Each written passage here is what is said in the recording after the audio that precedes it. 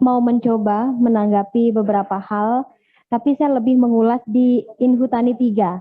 Tapi sayang sekali hari ini Pak Direksinya ya tidak bisa hadir karena sakit dan kita memahami itu. Semoga ini bisa disampaikan dan menjadi pembahasan bersama di Perhutani ke depan.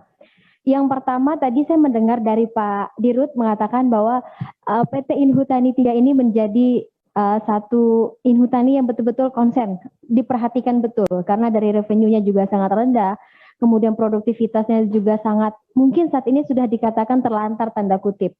Nah ini kebetulan di dapil saya, Pak Dirut, Kalimantan Barat, dan ketika 2020 awal kalau tidak salah pernah juga kita RDP, waktu itu masih Dirut yang lama. Nah sekarang kan sudah ganti, jadi kita sempat juga membantu menjembatani untuk pengelolaan dan mencari pihak-pihak ketiga yang mungkin bisa untuk membantu mengembangkan Inhutan ini di sana. Dan terakhir saya mendapat informasi dari Dapil bahwa per Desember kemarin sudah ada MOU antar beberapa perusahaan yang akan masuk ke sana.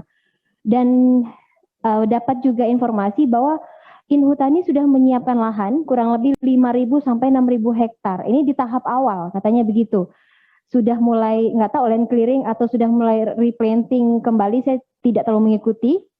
Tapi ini yang pengen saya tanyakan Pak.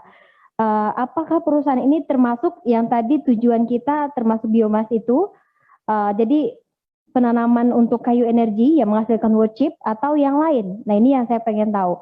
Kemudian seperti apa penjelasan detail rencana kerja ini dan pola pelibatan mitra dengan masyarakat di sana.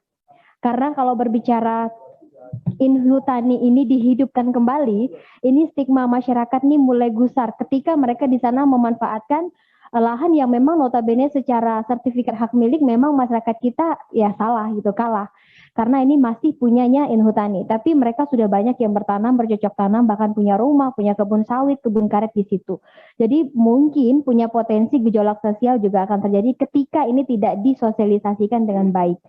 Kemudian yang kedua terkait tanaman pinus, tadi saya sepakat bahwa lahan-lahan yang masih produktif itu dimanfaatkan dan dikelola dengan maksimal lagi oleh Perhutani dan Inhutani. Jadi tidak dilepaskan ke masyarakat yang tadi katanya 1 juta sekian hektar yang akan diwacanakan untuk dilepaskan kepada masyarakat. Dan untuk pinus ini juga Pak, saya ada pertanyaan. Jadi begini, di Kabupaten Melawi, di salah satu kecamatan, yaitu Kecamatan Pinus Selatan, produktivitas pinus ini masih luar biasa.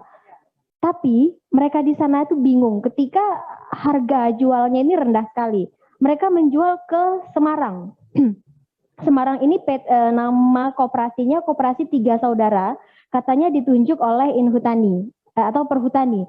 Dan kemudian mereka membandingkan harga dengan Pontianak yang bebas lepas swasta mungkin ya, itu kisaran 15.000. Nah ini juga jadi polemik bagi masyarakat, kenapa selisih harganya begitu jauh. Nah ini juga sebetulnya bisa memunculkan apa ya, keengganan masyarakat untuk malas membantu dalam tanda kutip Perhutani ini untuk bisa terus produktif karena harga-harga tadi yang tidak diimbangi. Dan kemudian yang terakhir data Pak, data yang mana wilayahnya masih produktif, yang mana sudah tidak produktif, saya pikir ini harus dimaksimalkan, harus satu pintu dan harus koordinasi insentif dengan daerah kabupaten setempat.